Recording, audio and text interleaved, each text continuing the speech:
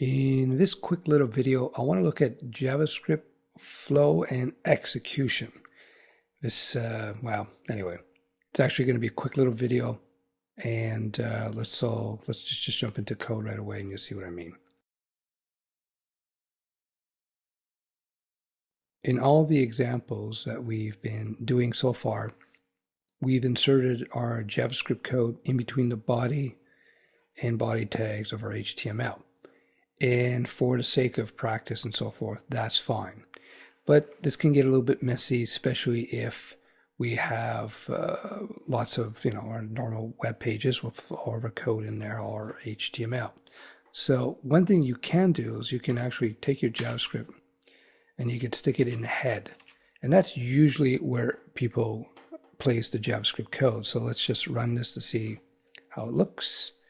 And as we can see, everything works fine. So that's the first thing I want to point out. In terms of the actual execution of the code, just like it is with CSS and HTML, the web browser processes code from the top down. So whatever happens up here, in terms of reading the JavaScript code, it reads this first, and then this line, so on. That's why when we reassigned the variable last name, and we gave it the value of first name plus the value of number, it overwrote this previous value here. Why? Because this came after this, because the JavaScript engine read this, then read this, then read this, and we said, oh, let's change the variable last name to this. So this overwrote this. Just keep that in mind when you're working with JavaScript. This may help solve some bugs down the road.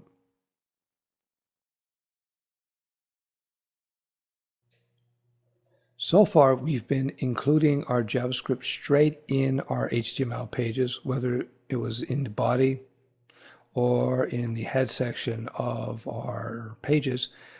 Another thing that we can do is actually include the JavaScript in our pages via the JavaScript link or include tag. So let me show you what that's all about, and you'll see what I mean. I'm just going to delete this. And we're just going to modify this tag. And here it is. It's the source attribute. So I'm just going to use the capabilities of the text editor. So now I've included into this page JavaScript that's found in this file here, code.js. So I'm going to pop open that file. And as you can see here, I have the code from that I had initially in our pages.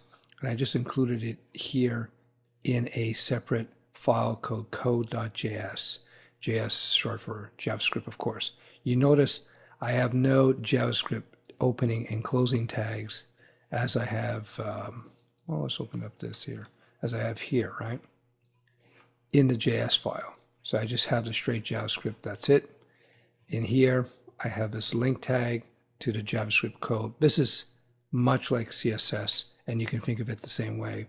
So if I preview this in Firefox, you see the code still works, no problem.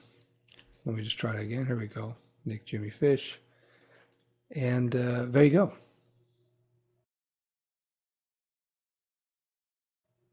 You may have noticed in all our examples, as the page loaded, the JavaScript automatically was fired off. So in this case of this page here, our alert box automatically pops open as the page loads.